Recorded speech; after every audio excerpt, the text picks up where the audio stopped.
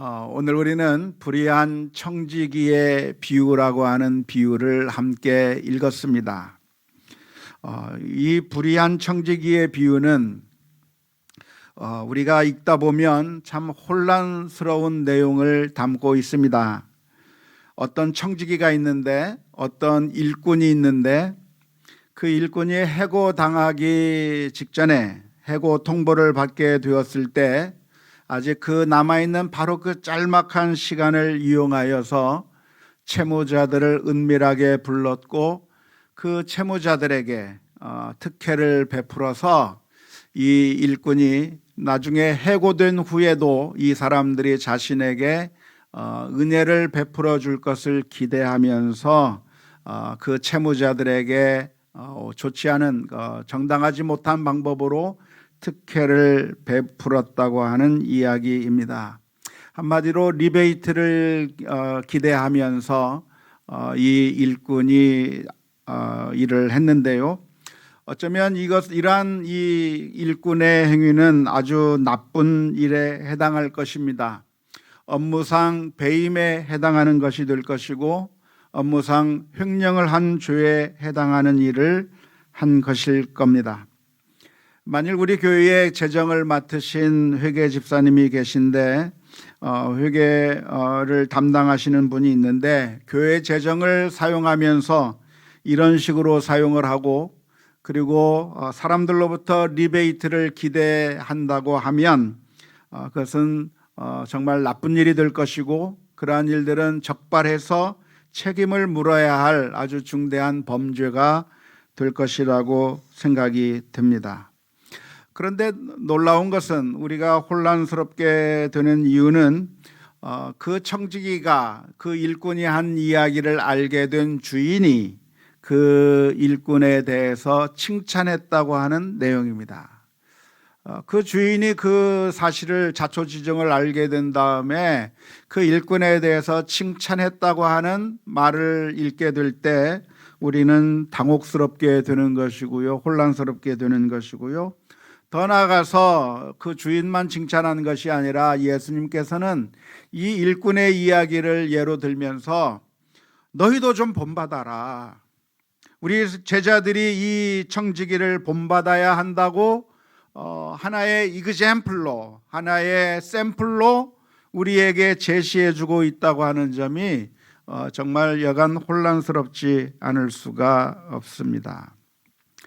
정말 예수님께서 말씀하신 것처럼 이 일꾼을 우리가 본받아야 한다고 하면 그러면 우리들도 남의 돈을 가지고 이런 식으로 선심 쓰듯이 이 사람 저 사람들에게 선심을 쓰고 그리고 그 사람들이 주는 리베이트를 기대하는 것이 정당한 것이며 그렇게 리베이트를 통해서 자신의 이익을 얻는 것을 추구해도 되는 것인가? 라고 하는 그런 질문을 던지게 될 것입니다.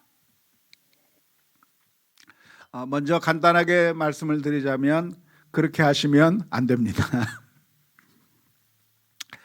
종종 공금을 쓰시는 분들이, 공금을 운영하시는 분들이 마치 그 공금을 운영하는 것이 자신이 선심 쓰는 것인 양 다른 사람들에게 그렇게 의시되면서 마치 자기가 무슨 일을 하는 것처럼 그렇게 하는 경우들이 종종 있는데요. 그것은 아주 잘못된 태도라고 할 수가 있겠습니다. 교회의 재정을 사용하면서 마치 자기가 어떤 선심을 쓰는 것인 양, 자신이 어떤 혜택을 베푸는 것인 양 그렇게 자신을 드러내고 그리고 그걸 통해서 자신이 칭찬을 받으려고 생각했다고 하면 그것은 잘못된 태도일 것입니다. 오히려 우리는 내 것을 가지고 내가 쓰더라도 내가 한 것이 아니라 하나님의 은혜로 한 것이라고 하는 겸손한 마음을 가지는 것이 그것이 성경적인 관점이라고 할 수가 있겠습니다. 베드로전서 4장 11절 말씀에 보면 이렇게 기록하고 있습니다. 만일 누가 말하려면 하나님의 말씀을 하는 것 같이 하고 누가 봉사하려면 하나님이 공급하시는 힘으로 하는 것 같이 하라.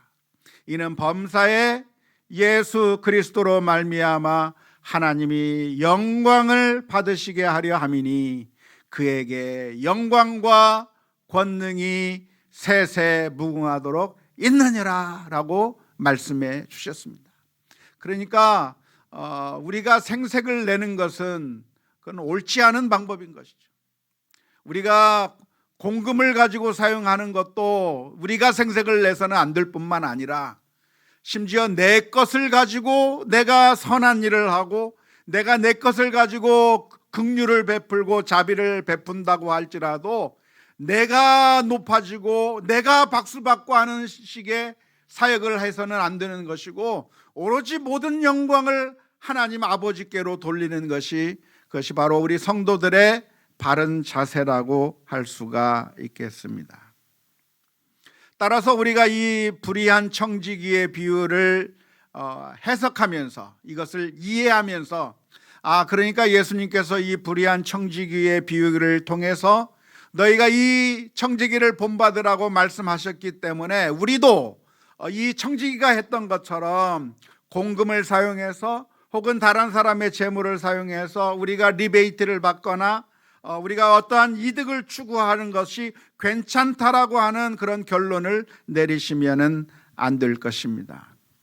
우리가 성경을 읽을 때 조심해야 될 것이 있다고 한다면 성경의 어느 한 구절, 한 표현을 의지해서 쉽게 결론을 내려서는 안 됩니다. 성경에 있는 어느 한 표현, 한 구절, 거기에 의존해서 성경에 이렇게 기록되어 있으니까 나도 그렇게 한다고 하면서 쉽게 결론을 내리시면 안 됩니다. 왜냐하면 그 말씀이 사용된 그 구절이 어떤 의미에서 사용되고 있는지 문맥에 따라서 이해해야 하는 것이고 더 나아가서 성경 전체의 가르침에 비추어서 어느 한 구절 말씀을 해석해야 하기 때문에 그렇습니다. 성경 전체의 가르침이 무엇인가, 하나님의 마음이 무엇인가, 하나님께서 우리에게 원하시는 것이 무엇인가에 대한 진지한 연구와 고민 가운데 어느 한 구절을 해석해야 한다고 말씀드릴 수가 있겠습니다. 그러니까 오늘 본문의 말씀만을 보면서 누가복음 16장의 말씀만을 보면서 예수님께서 불의한 청지기를 예로 들면서 불의한 재물로 친구를 사귀라고 했고 그래서 이 청지기를 칭찬했으니까 우리도 남의 공금을 이용해서 다른 사람들의 돈을 이용해서 내가 선심 쓰듯이 해서 사람들을 사귀고 내가 선심 쓰듯이 다른 사람들에게 그런 리베이트를 받으려고 하는 이익을 얻으려고 하는 행위가 정당한 것이라고 쉽게 결론을 내려서는 안 될 것입니다. 왜냐하면 성경 전체의 가르침에 보면 그것과는 정반대의 말씀들이 기록되어 있기 때문에 그렇습니다. 남의 것을 도둑질하지 말라고 하는 말씀들도 있고 조금 전에 읽어드렸던 베드로전서 4장 11절의 말씀들도 있고 이런 전체적인 말씀들을 우리가 생각하면서 우리가 이 말씀을 연구해 본다고 하면 그러니까 이 청지기처럼 그대로 따라해도 무방하다고 예수님께서 말씀하시는 것이 아니라고 하는 사실을 우리가 먼저 기억해야 될 줄로 믿습니다. 그렇다고 한다면 예수님께서 이 말씀을 해주시는 이유가 무엇이겠습니까? 먼저 우리가 이 말씀을 이해하기 위해서는 예수님께서 어떻게 표현하고 있는가를 잘 살펴보아야 합니다. 8절 말씀을 보면 이렇게 시작합니다.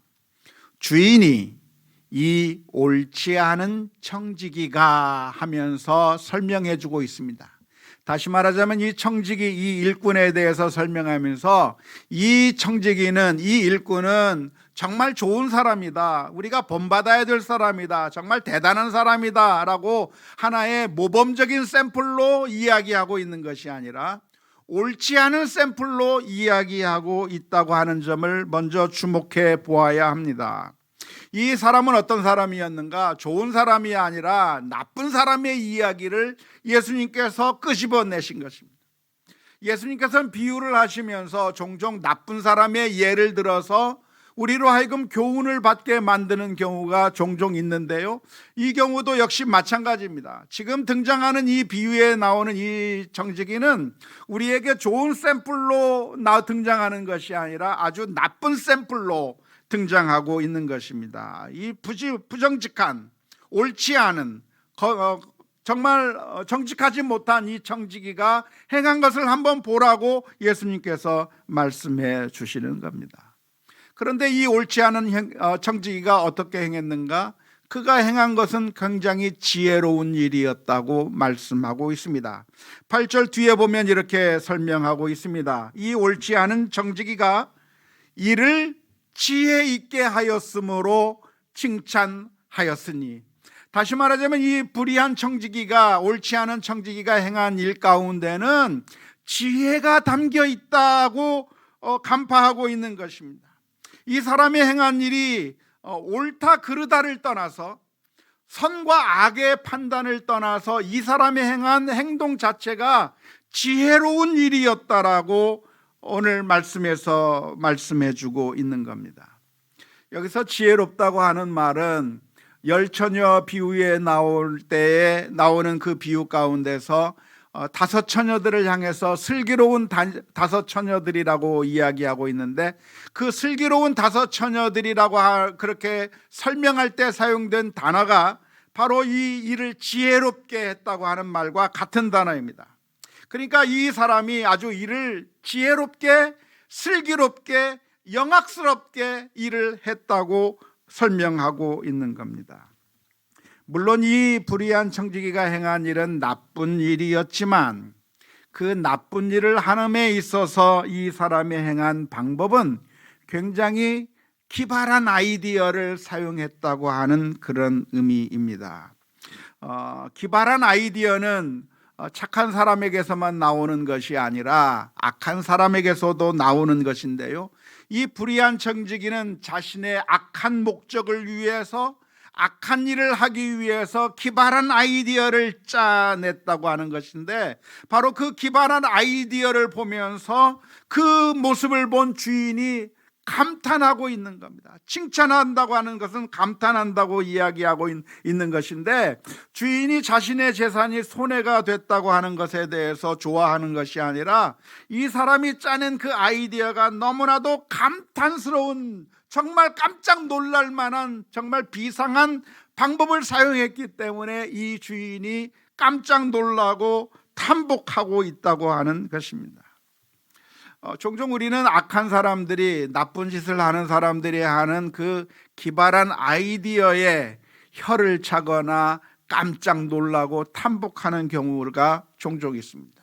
텔레비전 뉴스에 보면 석유를 빼돌린 사람들의 이야기, 텔레비전에 보면 사기를 친 사람들의 이야기, 여러 가지 악을 행한 사람들의 뉴스들이 나오게 되는데, 그 뉴스를 보면서 야, 저런 방법을 써서 사기를 치는구나 하면서 정말 깜짝 놀랄 만한 그런 방법을 보여주는 것처럼, 뛰는 놈 위에 나는 놈이 있다고 하는 것처럼 정말 악을 행하기 위해서 정말 기발한 아이디어를 쓰는 그 모습을 보면서 우리가 감탄할 때가 있는 것인데, 바로 이 주인이 칭찬했다고 하는 이야기는 바로 그런 의미라고 할 수가 있겠습니다. 요즘 우리 사회에 문제가 되는 것 중에 하나가 보이스 피싱이라고 하는 겁니다.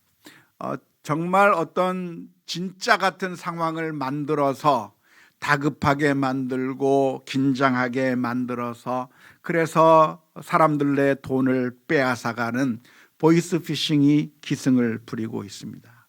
우리 성도님들 중에 혹시 보이스 피싱에 당하신 분 계십니까? 그런 보이스 피싱에 당하지 않는 것이 굉장히 중요한데요, 그런데 그 보이스 피싱에 당한 사람들의 이야기를 들어보면 진짜 같아서 속아 넘어가지 아니할래야 속아 넘어가지 아니할 수 없을 정도로 그렇게 깜짝같게 속였다고 하는 그 점에 많은 사람들이 놀라고 있습니다. 예수님께서는 지금 범죄하는 사람의 이야기를 들면서 악을 행하는 사람들이 악을 행하기 위해서도 저런 기발한 아이디어를 내는데, 선을 행하는 사람들은 제발 좀 지혜롭게 행동 좀 해야 되지 않겠느냐고 말씀하고 있는 것이죠. 안타까운 것은 선을 행하는 사람들, 하나님의 백성이라고 하는 사람들은 비둘기같이 순결할 수는 있겠지만 뱀같이 지혜롭지는 못해서 늘 당하고 있는 거예요. 뱀같이 지혜롭지 못해서 늘 실패하는 거죠. 열정은 있고 하나님에 대한 믿음은 있고 무엇인가 정말 열정적으로 신앙생활을 하는 것 같은데 지혜롭지 못해서 모든 일을 망쳐버리는 그런 어리석은 모습을 보여주기 때문에 예수님께서는 하시는 말씀이 너희는 뱀같이 지혜로울 것을 요구하고 계시는 것인데요, 바로 그런 말씀이라고 할 수가 있겠습니다. 예수님께서 8절 하반절 말씀에서 이렇게 말씀해 주셨습니다. 이 세대의 아들들이, 다시 말하자면 악한 사람들이 자기 시대에 있어서는, 즉 세상을 살아가는 방법에 있어서는 빛의 아들들보다, 즉 성도들보다 더 영악하고 지혜롭다, 더 기발한 아이들을 쓰면서 살아가고 있다고 하는 것입니다. 가서 좀 배워라, 악당들에게 가서 배우라고 말씀하시는 것이죠. 언젠가 제 전화기로 문자가 하나 왔습니다. 문자가 왔는데 그 문자 내용이 이렇습니다. 아빠, 나 지금 핸드폰 고장나서 인터넷 가상 번호로 문자하고 있어. 통화는 안 되니까 이 번호로 카카오톡 추가하고 말을 좀 남겨줘. 급하게 부탁할 게 있어 라고 하는 문자가 저에게 왔습니다. 우리 딸이 보낸 걸까요? 누가 보낸 걸까요? 우리 딸이 보낼 리가 없죠. 우리 딸은 이만큼 한국말을 잘하지 못하니까요. 보이스피싱을 시도하는 사람들이 제게 문자를 보낸 겁니다. 그리고 수많은 사람들에게 보내졌던 그 똑같은 문자를 저에게 보냈기 때문에 저는 이것이 제 딸이 보낸 것이 아니라 보이스피싱을 시도하려고 하는 사람들이 저에게 보냈다고 하는 것을 알았습니다. 그러면서 좀 나를 속이려면 좀 연구 좀 해서 속이지, 이게 뭘까, 왜 이렇게 허접하게 나에게 보낼까라고 생각을 했습니다. 그런데 가만히 생각해 보니까 이런 보이스피싱을 하는 사람들에게 배울 점도 있더라고요. 그게 뭐냐면 이 사람들은 상대방이 속을지 안 속을지에 대한 기대를 가지고 시도를 하고 안 하고가 아니라 무조건 다 보내는 거예요. 이 사람이 속을까 속지 않을까 생각해서 속을 것 같은 사람에게만 보내는 것이 아니라 속든 안 속든 무조건 다 보내서 그 가운데 수천만 명 중에 몇 명 걸리면 되는 거예요. 이 사람들. 저는 그걸 생각하면서 야, 이 사람들한테 배울 게 있구나. 배울 게 있구나. 우리 성도들은 어떻게 합니까? 복음을 증거하면서 정말 생명이 있는 복음이요 하나님의 말씀인 이 말씀을 전하면서 우리들은 상대방을 보고서 전할까 전하지 않을까를 먼저 결정합니다. 아, 저 사람은 예수 안 믿을 것 같아. 아무리 말해도 내 말에 전혀 반응하지 않을 것 같아. 미리 포기해버리고 미리 기대를 접어버리고 아무런 기대도 하지 않은 채 복음을 전하지 않고 그냥 포기해버리고 마는데, 이 보이스피싱 하는 사람들은 포기하지 않아요. 다들 이 사람들이 받든 받지 않든 그걸 상관하지 아니하고 무조건 다 보내서 누구든지 걸려라, 실패하든 실패하지 않든 무조건 다 보내는 그 모습을 보면서 아, 저 악당에게도 배울 게 있구나. 예수님께서 말씀하시는 것이 바로 그런 말씀입니다. 가서 저 불의한 청지기에게 가서 좀 배워라. 무엇을 배워야 한다는 말입니까?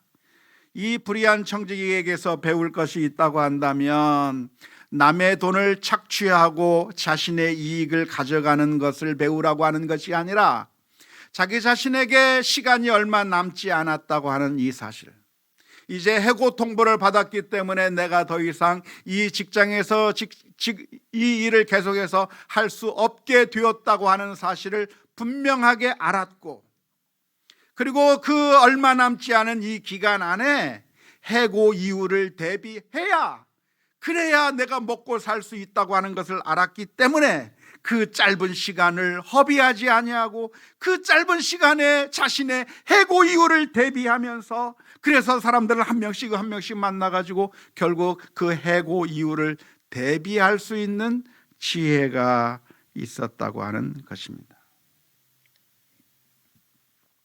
4절 말씀을 보면 이렇게 기록합니다. 내가 할 일을 알았도다.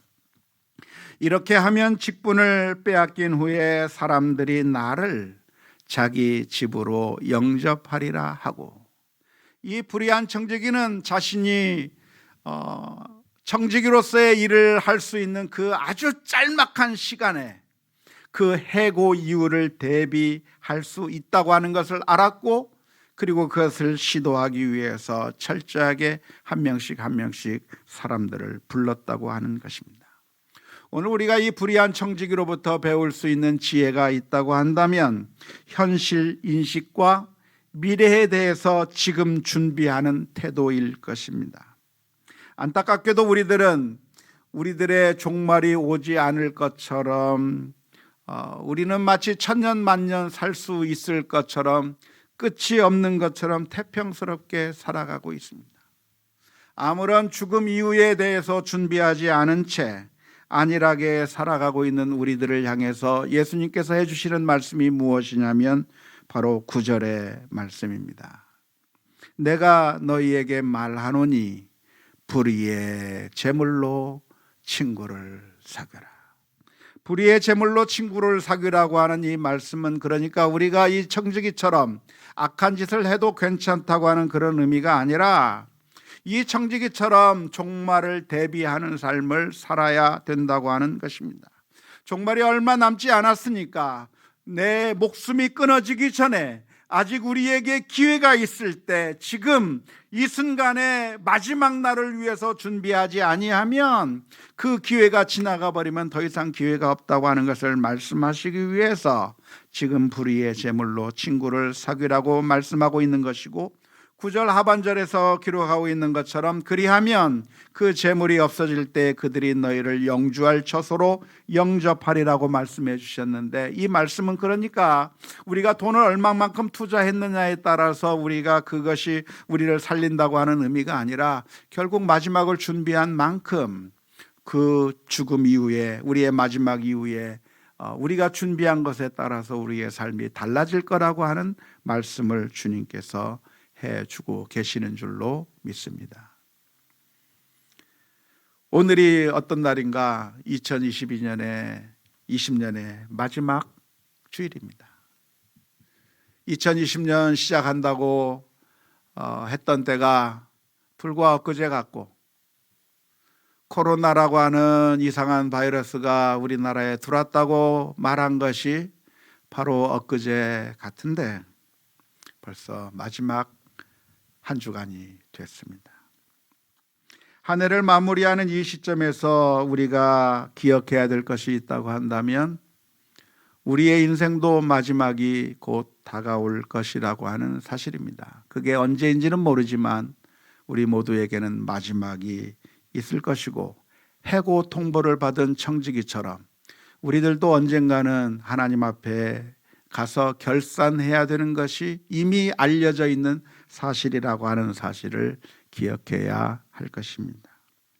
하루의 시작이 있으면 하루의 마지막이 있고, 일주일의 시작이 있으면 일주일의 끝이 있고, 한 달의 시작이 있으면 한 달의 마지막이 있고, 1년의 시작이 있으면 1년의 마지막 날이 있듯이 우리가 태어난 이후에 우리의 마지막도 있을 거라고 하는 사실을 기억해야 할 것이고, 그리고 그 마지막을 바라보면서 우리는 아직 남아있을 때 우리의 마지막을 준비하며 살아가야 될 줄로 믿습니다. 히브리서 9장 27절의 말씀에서는 이렇게 기록합니다. 한번 죽는 것은 사람에게 정해진 것이요 그 후에는 심판이 있으리라고 말씀하고 있습니다. 따라서 우리는 지금 살아있는 이 시간 동안에 안일하게 살아서는 안 되고, 이제 얼마 있지 않으면 우리도 우리의 인생을 정리할 때가 다가올 거라고 하는 사실을 기억하면서 지금 아직 우리에게 목숨이 남아있을 때 대비하고 준비해야 하는 것이죠. 그러니까 우리는 종말론적 삶을 살아야 됩니다. 종말이 있다고 하는 것을 기억하면서 살아야 되는 것인데요, 종말론적인 삶은 어떻게 사는 것인가? 고린도전서 7장 29절에서부터 31절 말씀에서는 이렇게 표현하고 있습니다. 형제들아, 내가 이 말을 하노니 그때가 단축하여진 고로 이후부터 안에 있는 자들은 없는 것 같이 하며, 우는 자들은 울지 않는 자 같이 하며, 기쁜 자들은 기쁘지 않은 자 같이 하며, 매매하는 자들은 없는 자 같이 하며, 세상 물건을 쓰는 자들은 다 쓰지 못하는 자 같이 하라. 이 세상의 외형은 지나감이라 라고 말씀하고 있습니다. 이게 무슨 말인가요? 안에 있는 자들은 안에 없는 자 같이 살라고 하는 이 말씀의 의미가 무슨 의미겠습니까? 이것은 그 다음에 나오는 말씀에 비추어 보면서 이해가 가능한데요, 우는 자들은 울지 않는 자처럼 살라고 하는 말씀에 비추어서 이해해야 됩니다. 그러니까 아무리 슬프고 어려운 일을 당했다고 할지라도 그것 때문에 완전히 절망할 것은 아니라고 하는 겁니다. 지금 당장 힘들고 지금 당장 괴로운 일이 내게 닥친다고 해도 우리가 절망하지 않아야 할 이유가 무엇입니까? 마지막이 곧 다가오기 때문에 그런 거예요. 이 세상은 끝나게 되어 있고 나는 언젠가는 하나님 앞에 가게 될 거라고 생각한다면, 그리고 하나님께서 우리들의 눈에서 눈물을 닦아주실 거라고 하는 것을 생각한다고 하면, 지금 슬퍼도 완전히 절망하지 아니할 수가 있을 것입니다. 기쁜 자들은 기쁘지 않는 자 같이 하라고 하는 이 말씀은 무엇입니까? 이 세상에 아무리 좋은 일이 있다고 할지라도 그 좋은 일 그 자체 때문에 기뻐하고 그것에 매달려서 그것에 우리의 행복이 달려있는 것처럼 생각할 것이 아니라, 그것도 언젠가 끝이 날 때가 있는 것이고, 그렇다고 한다면 이 세상에 지니고 있던 모든 것들이 다 허망없이 사라지게 될 것이기 때문에 우리의 기쁨이 이 세상의 것들에 따라서 일희일비하면서 살아갈 것이 아니라 마지막이 있다고 하는 그 사실을 기억하면서 믿음으로 살아가야 한다고 하는 말씀입니다.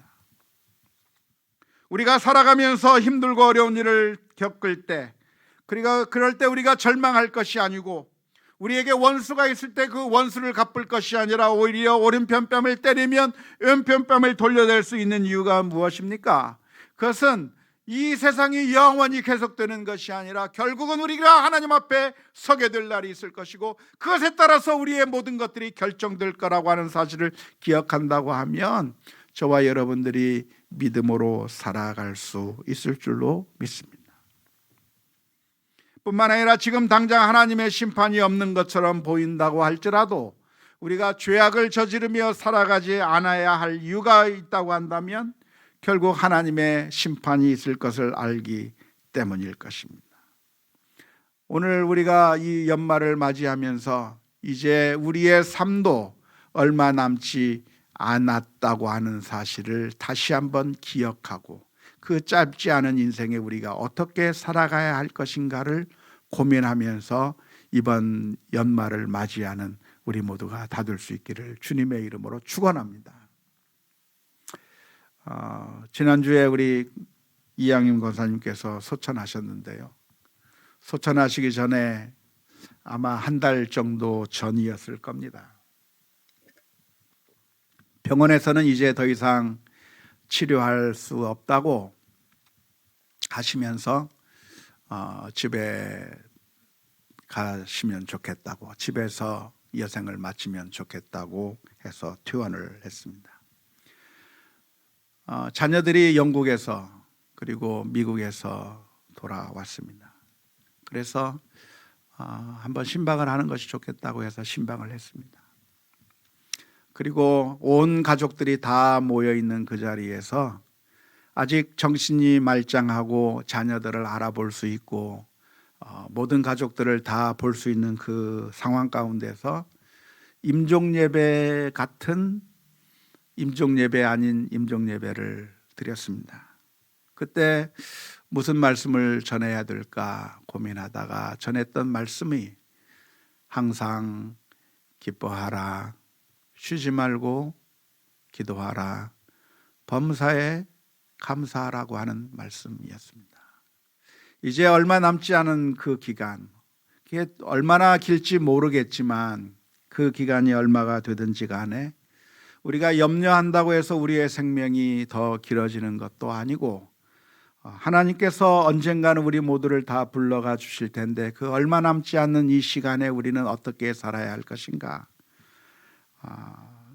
괴로워하고 절망하면서 사는 것이 바른 자세가 아니라 그 시간을 주신 것을 기억하면서 감사하며 오히려 하나님께서 내게 주신 그 은혜를 기뻐하며 살아가고 그 1분 1초를 버리지 아니하고 감사하며 살아가는 것이 좋은 것이라고 하는 의미에서 하나님의 말씀을 권면했던 기억이 납니다. 사랑하는 성도 여러분, 오늘 저와 여러분들은 하나님 앞에 언젠가는 불려갈 수밖에 없는 존재들입니다. 먼저 갈 수 있는 사람도 있고 나중에 갈 사람도 있습니다. 제가 목회를 하면서 보니까 꼭 먼저 갈 것 같은 사람이 먼저 가는 것이 아니라 늘 새치기 하는 사람들이 늘 생기더라고요. 제가 어느 한 미국의 필라델피아에 부임하게 됐을 때 거기에 환자들이 있었습니다. 저분은 얼마 있지 않아서 곧 돌아가실 것 같다 생각했는데 제가 나올 때까지 살아계셨어요. 다 살아계셨어요. 괜찮을 것 같다는 사람들이 먼저 가시더라고요. 그래서 우리의 인생이 언제 누가 먼저 갈지는 아무도 모르죠.